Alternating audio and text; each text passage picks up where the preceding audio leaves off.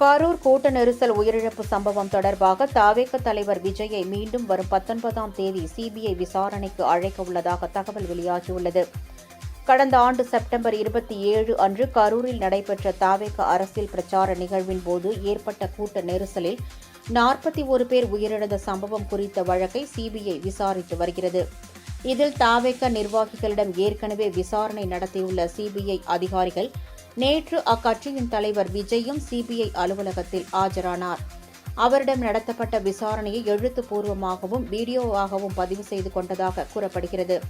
முதற்கட்ட விசாரணை முடிவடைந்த நிலையில் வரும் 19ஆம் தேதி மீண்டும் விஜயை விசாரணைக்கு அழைக்க உள்ளதாக அதிகாரிகள் தகவல் தெரிவித்துள்ளனர். இந்த வழக்கில் விஜயிடம் விசாரணை நடத்தப்பட்ட அதே நேரத்தில் தமிழக சட்டம் ஒழுங்கு ஏடிஜிபி மற்றும் தற்போதைய ஆயுதப்படை டிஜிபி டேவிட்சன் தேவாசீர்வாதம் மற்றும் ஐஜி நிர்மல்குமார் ஜோஷி ஆகியோரிடமும் சிபிஐ அதிகாரிகள் விசாரணை நடத்தியுள்ளனர்.